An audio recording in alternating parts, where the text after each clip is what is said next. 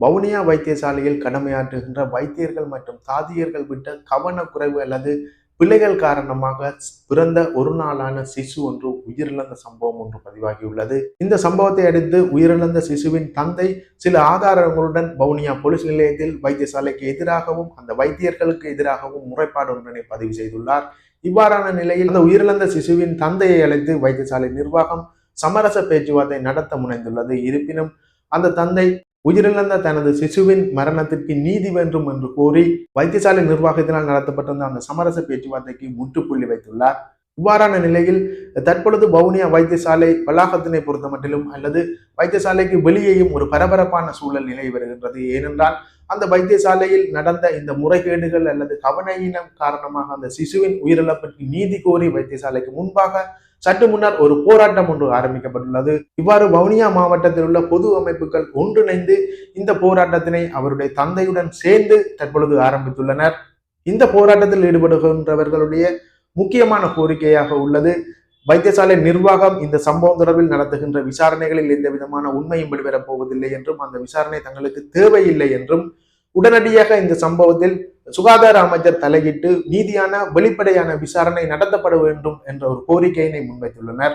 இவ்வாறு உயிரிழந்த சிசுவின் தந்தையுடன் இணைந்து மக்கள் போராட்டம் நடத்தி வருகின்ற ஒரு நிலையில் போலீஸ் நிலையத்தில் செய்யப்பட்ட முறைப்பாட்டின் அடிப்படையில் விசாரணைகளும் போலீசார் தீவிரப்படுத்தியுள்ளனர். இவ்வாறான நிலையில் வவுனியா வைத்தியசாலையில் என்ன நடக்கப் போகின்றது என்ற எதிர்பார்ப்பு தான் அனைவர் மத்தியிலும் தற்பொழுது எழுந்துள்ளது. ஏனென்றால் மன்னார் வைத்தியசாலையை அடுத்து தற்பொழுது வவுனியா வைத்தியசாலையில் இவ்வாறான ஒரு உயிர் பலி ஒன்று நடைபெற்றுள்ளது. இந்த சம்பவம் தற்பொழுது பூதாகரமாக்கப்பட்டுள்ளது. இந்த சம்பவங்களின் அடித்தளமாக வவுனியா வைத்தியசாலையில் அந்த சிசுவின் தாய் அனுமதிக்கப்பட்டமை, இதன் பின்னர் அவருக்கு உரிய நேரத்தில் சிகிச்சை அளிக்கப்படாமை தொடர்பிலான தகவல்கள் அடங்கிய வீடியோக்களையும், அந்த சிசு உயிரிழந்த பின்னர் அந்த உயிரிழந்த சிசுவின் தந்தையால் போலீஸ் நிலையத்தில் செய்யப்பட்ட முறைப்பாடு தொடர்பான தகவல் அடங்கிய வீடியோவையும், தற்பொழுது அங்கு நடைபெற்று வருகின்ற அந்த போராட்டம் சம்பந்தமான வீடியோக்களையும், அந்த போராட்டத்தில் மக்கள் முன்வைக்கின்ற கோரிக்கை சம்பந்தமான வீடியோவை நீங்கள் தொடர்ந்து பார்க்கலாம். 17ஆம் தேதி வந்துட்டோம். 17ஆம் தேதி தான் பிள்ளையும் எழுதிட்டு அட்மிட் ஆக சொல்லியிருக்கோம். நாங்கள் நேரத்துக்கே வந்துட்டோம். அந்த நார்மலான செக்கப் எல்லாம் நடந்தது. அப்பையும் நல்லா தான் இருந்தேன். அப்போ 18ஆம் தேதி என்ன செஞ்சாங்கன்னா விடிய 3 மணிக்கு டேப்லெட் 9 மணிக்கு டேப்லெட் வச்ச பிறகு 2 ஹவர்ஸுக்கு சாப்பாடு தண்ணி குடிக்கக்கூடாது, ஃபாஸ்டிங் இருக்க விட்டது.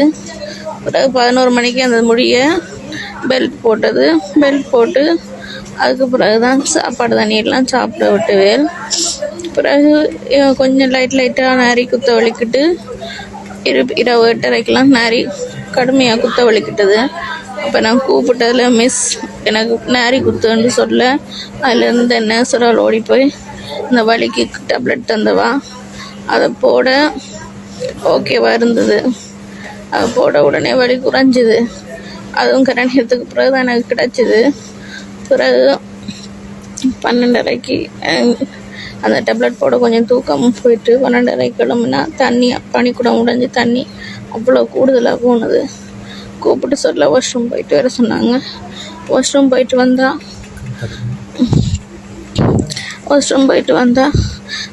வந்தும் திருப்பியும் சரியான மாதிரி தண்ணி போய்கொண்டே இருக்கு. அப்போ பேடை வச்சுட்டு வாங்கண்டவும் அப்புறம் என்ன செஞ்சேன், போய் பேடை வச்சுட்டு வந்தால் பேடுக்கு மேலால் போகுது. திருப்பி என்ன செஞ்சாங்க, டபுளாக வச்சுட்டு வந்த பிறகு பட்டி போட்டுட்டு அதோட கொஞ்சம் கொஞ்சமாக எனக்கு தண்ணி போனது குறைஞ்ச மாதிரியே இருந்தது. பிறகு 4:30க்கு திருப்பி எழுப்பி விட்டு எல்லாரையும் குளிச்சுட்டு வர சொன்னாங்க பட்டி போடுறதுக்கு. சரின்ட்டு அப்பையும் தண்ணி போய் கொண்டு தான் இருந்தது. லைட்டாக என்ன குளிச்சுட்டு வந்து பேடும் வச்சு கொண்டு தான் வந்தேன். அப்புறம் தண்ணி குறைஞ்சிட்டு நல்லா கொஞ்சமாக தான் வந்தது. தண்ணி குறைஞ்சதோட அதுக்கு பிறகு கொஞ்சம் கொஞ்சமாக பிளட் வர வலிக்கிட்டு லைட்டாக சளி மாரி. அதை நான் சொன்னதுக்கு பிறகு திருப்பி என்ன செஞ்சுக்கிறேன்டா, திருப்பியும் பட்டி போட்டுட்டு தான் விடிய 6 மணிக்கு செக்கப் பார்க்க வர நேரம் பார்த்து கொண்டு வந்துட்டு திருப்பி பட்டி போடுறதுக்கு என்ன லேபர் ரூமுக்கு அனுப்பினவேல். அங்கே அனுப்பி பார்க்குற நேரம் தான் பெரிய டாக்டருக்கு பார்த்துட்டு டெஸ்ட் பார்த்தவேல். ஆகத்தான் என்னோட இருந்த ஒரு ஆளுக்கு சரியான சரி எனக்கு மட்டும்தான் அதில் பிரச்சனையாக இருந்தது. வாசல் திறக்கலன்ட்டு பிறகு அங்கே வந்து டாக்டர் பார்த்துட்டு தான் எல்லாருக்கும் பார்த்துட்டு எனக்கு சொன்னார், வாசல் திறக்கவே இல்லை, இரவு தண்ணி போனால் நீங்கள் இரவு என்ன செஞ்சு நீங்கள் பார்த்துருக்கலாம் தானே என்று சிங்களத்தில் அதில் நேரம் அதில் இருந்தாக்களுக்கெல்லாம் ஏசி போட்டு போனவர். அப்புறம் அதுக்கு பிறகு என்ன லேபர் ரூமில் வச்சுருந்தா பிரச்சனைண்டு டாக்டர்கிட்ட பேர்லாம் எனக்கு தெரியும். இதுக்கு அடிக்கடி இப்படி விசிட் பண்ண வரவர். அப்போ அவர் வந்து பேசிட்டு போனதுக்கு பிறகு லேபர் ரூம்லேருந்து வழியை திருப்பி எடுத்துட்டு தான் திருப்பி ஒரு பட்டியெல்லாம் போட்டு பார்த்துட்டு நானும் திருப்ப எல்லாம் மாற்றிட்டு வந்த பிறகு 9 மணிக்கு திருப்ப எனக்கு குளிசை வச்சுச்சுன்னா திருப்ப அடுத்த குத்து வர்றதுக்காக பார்த்துட்டு அடுத்த குத்து வர்றதுக்காக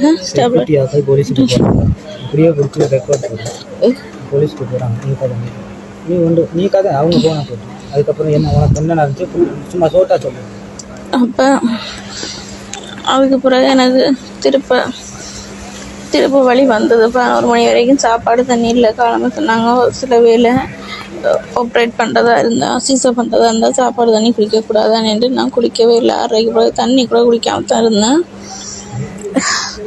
அதுக்கு பிறகு 9 மணிக்கு வச்ச டேப்லெட் எனக்கு திருப்பையும் வலி வந்தது. அதுக்கு பிறகு அந்த வலியை தாங்கிக்கவே இல்லாது முதல் நாள் கொடுத்த மாதிரியே வலிக்கு மருந்து கொடுத்தவங்க குடிசை கொடுத்தது. அந்த குடிசை கொடுத்தும் எனக்கு கேட்கவே இல்லை, அவ்வளோ வலி தாங்கலாம் இருந்தது. பிறகு பார்த்துட்டு பட்டியை மட்டும் அடிக்கடி பட்டி போட்டுக்கொண்டே இருந்தாங்க. திருப்பி மதியம் அப்படித்தான் சாப்பிட கிடைக்கல. அப்புறம் 1 மணி போல் பட்டி போட்டு வழி அனுப்புனதும் இப்போ நான் சாப்பிட்டு வந்து கொஞ்சம் இருந்தேன். இருக்க இல்லை பெட்டில் 5 நிமிஷத்துக்கு ஒருக்கா எனக்கு குத்த வலிக்கணும். நான் சொல்லிக்கொண்டே தான் இருந்தேன், 5 நிமிஷத்துக்கு ஒருக்கா குத்துது இல்லைண்டு. அப்புறம் 5 மணிக்கு என்ன செஞ்சாங்களேண்டா, 7ஆம் வார்டில் உள்ள லேபர் ரூம் கூட்டிகிட்டு போயிடலாம், அங்கே ஏதோ பிரச்சனைன்னு சொல்லி அங்கே இன்னொரு அம்மாவையும் சேர்த்து கூட்டி கொண்டு அங்கே தான் 5ஆம் வார்டுக்கு கூட்டிகிட்டு போகவே இல்லை. எனக்கு அங்கே கொண்டு போகவே எனக்கு சரியான மாதிரி இயலாமல் போயிட்டுது. அங்கே வச்சு என்ன கத்தினேன், எனக்கு தேயிலாமல் இருக்குது, பிள்ளைய சரி படுக்கணும், கொண்டு போய் சீசப் பண்ணுங்க, பெரிய டாக்டர்கிட்ட கதைங்க மிஸ்ஸாண்டு டியூட்டியில் இருந்தாக்கிட்ட சொல்லி கத்துனேன். அவங்க யாருமே கேட்கல. ஆனால் நேரம் எத்தனை மணி என்று கூட எனக்கு தெரியல, சுயநினைவே இல்லாமல் இருந்த மாதிரி இருந்தது. அதுக்கு பிறகுதான் அதுக்குள்ளே விசிட் பண்ண வந்து ஒரு டாக்டர் பார்த்துட்டு சீசருக்கு அனுப்ப அவ்வளோ வேகமாக கொண்டு போய் சீசர் பண்ணி எடுத்துக்கொண்டாந்து 2:30க்கு இங்கே விட்டுச்சுன்னா அங்கே இருந்த டாக்டர் சொன்னிச்சுன்னா உள்ளே வழி எடுக்க நேரமே துடிப்பு இல்லாமல் போயிட்டு நான் பெரிய டாக்டர் ஏச்சிட்டு போனதோட நான் சொன்னேன் சீசர் பண்ணி எடுக்க சொல்லி. அப்போ எடுத்திருந்தா கூட இன்னைக்கு பிள்ளை ஆரோக்கியமாக இருந்திருக்கும். இப்படி யாருக்கு நடக்கக்கூடாது. ஒரு நாள் இவங்க சொல்ற மாதிரி 24 மணிக்கு ஒரு நாள் பார்க்கலாம், ஆனால் 2 நாள் இப்படி பார்த்துருக்க கூடாது. வேணும் இன்ன வரைக்கும் நான் அந்த பிள்ளைய பார்க்கவே இல்லை. நீங்க வேணும்னா கோப்பியல் எடுத்து பாருங்க. எனக்கும் பிள்ளைக்கு எந்த வருத்தம் இல்லாம ஆரோக்கியமா தான் வந்து சேர்ந்தோம். சரியான டேட்டுக்கு தான் குத்தம் வந்தது. இவங்க கேர்லெஸ்ஸா விட்டுட்டாங்க. இனிமே இந்த மாதிரி யாருக்கு நடக்கவும் கூடாது. நாங்க இப்ப வவுனியா போலீஸ் நிலையத்தில் இருக்கிறோம். இவர் தான் அந்த இறந்த குழந்தையினுடைய தந்தை. உங்களுக்கு நல்லா தெரியும் எல்லாருக்கும். இப்ப போலீஸ்ல என்ட்ரி போட்டிருக்கோம். என்ன போலீஸ்ல நாங்க என்ட்ரி போட்டு அடுத்த கட்டம் ஜட்ஜுக்கு முன்னிலைப்படுத்துவதற்காக, ஜட்ஜிட்ட இந்த விஷயத்தை கொண்டு போறதுக்காக போலீசார் நடவடிக்கை எடுத்து கொண்டிருக்கிறாங்க. அடுத்த கட்டமா ஜட்ஜ் வந்து பிள்ளைய பார்த்துட்டு அடுத்த கட்ட சட்ட நடவடிக்கைகளை மேற்கொண்டு நாங்க முன்னெடுக்க இருக்கிறோம். தரமான ரிப்போர்ட்டை உண்மையை தான் சொல்லி இந்த காரணத்தால தான் இந்த புள்ள மரணம் அடைஞ்சு சொல்லி ஒரு நேர்மையான ரிப்போர்ட்டா இருக்குன்னு எப்படி நம்புறது? சட்டத்துறையில சொல்றாங்க மெடிக்கல் நெக்லிஜென்ஸ் சொல்லி. ஒரு மெடிக்கல் நெக்லிஜென்ஸுக்கு ஒரு வைத்தியம் செஞ்ச பிள்ளைக்கு இன்னொரு வைத்தியரால தரப்படுற ரிப்போர்ட் வந்து சாதகமா இருக்குமா? ஒரு உதாரணத்துக்கு ஒரு போலீஸ் செஞ்ச பிள்ளைக்கு இன்னொரு போலீஸ் ஆபீசர் இன்கொயரி வச்சால் அது எத்தனை விதத்துக்கு ஒரு சப்போர்ட்டிவா இருக்கும், ஒரு நேர்மையான ரிப்போர்ட் இருக்குமா? இது எந்த அளவுல நம்புவீங்க? அதனாலதான் சகோதரர் வேண்டுகோள் செய்தார், கௌரவ சுகாதார அமைச்சர் தலையிட்டு சுகாதார அமைச்சர் பார்வைக்கின் கீழே ஒரு வைத்தியர் குழு வவுனியாவுக்கு அனுப்பப்பட்டு இங்கே உள்ள ஜேஎம்ஓ ரிப்போர்ட்ஸோட சேர்ந்து அவங்களோட வைத்திய ரிப்போர்ட்டும் ஒரு சேர்ந்து நீதிமன்றத்தில் சமரிக்கப்பட வேண்டும் என்று சொல்லி ஒரு கோரிக்கை விடுக்கிறேன். நியாயமான கோரிக்கை. இவரை கூப்பிட்டு இந்த ஹாஸ்பிட்டல்ல உள்ள 5 டாக்டர்மார் உள்ளக விசாரணை ஒன்று செய்யறோம், எங்களுக்கு ஒத்துழைங்க, இதை இப்படியே விடுங்கன்னு கேட்டிருக்கிறாங்க. உங்களை உள்ள நீங்க கொலகாரங்க, நீங்க கொண்டு நீங்களே எப்படி நீதியை தருவீங்க? இந்த ஹாஸ்பிட்டல் தான் இந்த பிள்ளைய கொண்டது. ஒரு நாள் வயது கொண்ட அந்த சிசுவை கொண்டது இந்த வவுனியா ஹாஸ்பிட்டல். அதை மூடி மறைக்கிறதுக்கு உங்களோட உள்ள விசாரணை என்னது? எங்களுக்கு உங்களோட உள்ள விசாரணை தேவையில்லை. உங்களோட இன்டர்னல் இன்வெஸ்டிகேஷனை கொண்டு குப்பையில போடுங்க, அது அவசியம் இல்லை. எங்களுக்கு தேவை சுகாதார அமைச்சு தலையிட வேணும், கௌரவ அமைச்சர் ரமேஷ் பத்ரன் தலையிட வேணும், தலையிட்டு இந்த பிரச்சனைக்கு தீர்வு தர வேணும். இவங்க உலகார டாக்டர்ஸ், இவங்க அல்லங்க உலகாரர்கள். வடமாகாணத்தில் இப்படியான சம்பவங்கள் நடக்கிறது முதல் முறையா? இன்றைக்கு நடந்திருக்க விஷயம் முதல் விஷயமும் இல்லை, இதுவே கடைசியான விஷயமும் இல்லை. இது எங்க நோக்கி போகுது எங்க சமுதாயம்? இலங்கை அரசின் பட்ஜெட்டில் எத்தனை பில்லியன் ரூபாய் எங்க சுகாதார துறைக்காக அரசாங்கம் ஒதுக்குது? இந்த பிள்ளைய முகத்தை பாருங்க. ஒரு நாள் காப்பனுக்கு எவ்வளவு மனதில் வேதனை இருக்கு. 2 வருஷமா பிள்ளை இல்லாம கிடைச்ச பிள்ளை இது. 2 வருஷமா பிள்ளை இல்லாம கிடைச்ச பிள்ளை இது. பாருங்க, இந்த பிள்ளைய பார்க்கும்போது ஒரு சிரிப்பை கூட பார்க்க முடியல. இறந்த அந்த பிள்ளைய தான் பார்க்க கிடைக்குது. ஒரு சின்ன சிரிப்பை கூட பிள்ளைய சிரிப்பை பார்க்க முடியல தாப்பனாலே தாயாலே. இப்படியான இவங்க என்னத்துக்கு இந்த டாக்டர் இவ்வளவு பைத்திய மாஃபியா இவங்க? இந்த ட்ரீட்மெண்ட் பண்ண டாக்டர் இவன் தான் இந்த ஆம்பளை பிள்ளைங்க ஸ்கேன் பண்ணி வெளியே பிரைவேட்ல வந்து சொன்னதுமா வந்தான். இங்க வந்து அவன் ட்ரீட்மெண்ட் கொடுக்கல. அதே டாக்டர் வெளியே பிரைவேட்ல நல்லபடியா ட்ரீட்மெண்ட் பண்ணிருக்கான். ஹாஸ்பிட்டலுக்கு வந்தோன்னா பார்க்கல வந்து சிசேரியன் செய்யுங்க அந்த ஓட்டர் பேக் அது உடைஞ்ச பிறகு சிசேரியன் செய்யுங்க அந்த பிள்ளை வர வைஃப் அழுது கத்தி இருக்கிறா. அழுது கத்தி கூட கிட்டத்தட்ட 32 மணித்தியாலமா சிசேரியன் செய்யல. கேட்டா அந்த ஓட்டுக்குரிய சிசேரியன் இன்னும் வரையலன்னு இருக்காங்க. எவ்வளவு சலுகைகள் அனுபவிக்கிறீங்க? ஒரு வைத்தியருக்குரிய சலுகைகள் எவ்வளவு இந்த நாட்டில்?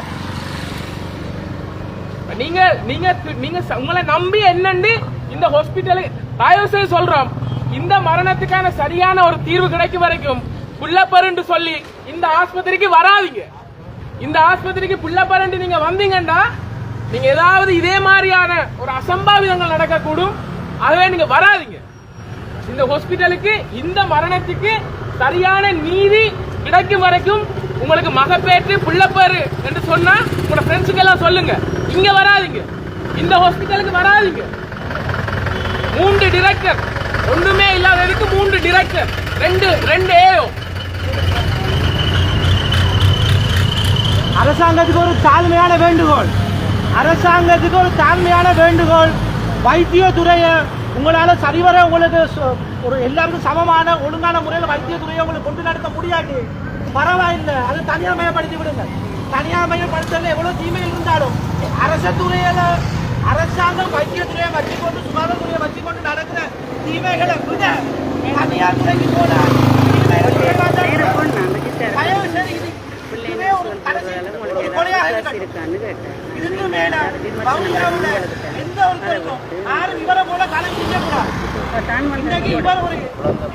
விஷயத்துக்கு பக்கத்துல நிக்கிறது கூட ஆகல. எங்களை பார்வைக்கு வந்தது இவ்வளவு நல்ல மனுஷங்களை எல்லாரும் வந்து நின்றா இது பொது வழிக்கு வந்திருக்கு.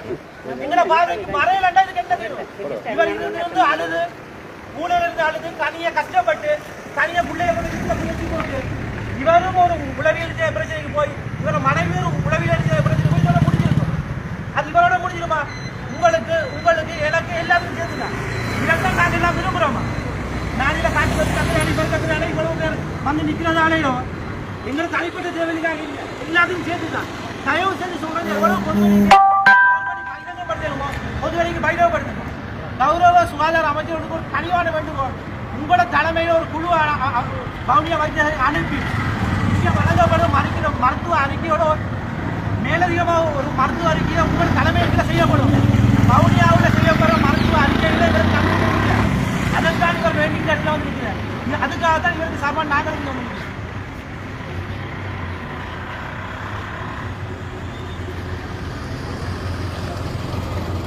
நாங்கள் உண்மையா வவுனியா போலீஸாருக்கு நாங்கள் நன்றி சொல்றோம். நேற்று இரவு 11 மணிக்கு போலீஸ் ஸ்டேஷனுக்கு போய் எந்தி எழுதி இன்னைக்கு விடிய எக்ஸ்பை கூப்பிட்டு இன்னைக்கு ஜட்ஜிட்டு நாங்கள் அதாவது வேண்டளவுக்கு அக்ரிகேட் பண்ணாமல் லட்சமாகவே நாங்கள் கொண்டு வந்து இந்த சிசுவை பார்க்கணும்னு சொல்லி எக்ஸ்பை உண்மையாக நல்ல விஷயம் செய்தவர். அவருக்கு இன்னைக்கு நாங்கள் நன்றி சொல்கிறோம். ஏன்னா அவருக்கு லேட்டானாலும் பரவாயில்ல, லட்சமாக நேரம் வந்து அந்த சிசுவை பார்த்துட்டு சொல்லிட்டு போயிருக்கா. ஏன்னா இல்லை நிறைய சந்தேகம் இருக்குன்னு சொல்லியிருக்கா. இவருக்கு நேரடியாக சகல விஷயத்தையும் ஜட்ஜம்மா கேட்டு எழுதி கொண்டு போயிருக்காங்க. அந்த அளவுக்கு இந்த ஜட்ஜம்மா இங்க வாரதுக்கு ஒரு போலீசார் தங்கட மனிதாபிமான முறையில நடந்திருக்காங்க. அந்த விதத்துல நாங்க நன்றி சொல்றோம். அப்ப எத்தனை மாத்தியாட்ட மேவேலா அப்படி கரு கர்னவா அப்படி உதயமே அனவேலாவ மேடம் அவில்ல බලන්නෝනේ බබා කියලා කිව්වා. එනිසා බබා එක්කේ මාතිය මෙතන ඉන්නවා. අපිට මාතිය දක්වාගේ සර්වර් එක අපි පුදි කරනවා. මේ වගේ රජේ හොඳ රජේ නිලධාරීලා මේ රටෙන් ඉන්නවා. ඒ වගේ ඩොක්ටර්ලා වගේ බල්ලා இவ்வாறான ஒரு பரபரப்பான நிலைதான் தற்பொழுது வவுனியா வைத்தியசாலையில் நிலை வருகின்றது. இன்று இரவிற்குள் உயிரிழந்த சிசுவை பார்வையிடுவதற்காக நீதிவான் வர உள்ளார். அந்த நீதிவான் எவ்வாறான உத்தரவுகளை பிறப்பிப்பார் என்பதனை கொண்டுதான் அடுத்த கட்ட நடவடிக்கையினை போலீசார் முன்னெடுப்பார்கள் என்று நம்பப்படுகின்றது. அவ்வாறான நடவடிக்கையில் அந்த சிசுவின் மரணம் தொடர்பில் எடுக்கப்படும் பட்சத்தில் அதை மற்றொரு வீடியோவில் தருகின்றேன். இது போன்ற இன்னும் ஒரு புதிய தகவலுடன் மற்றொரு வீடியோவில் சந்திக்கின்றேன். நன்றி, வணக்கம்.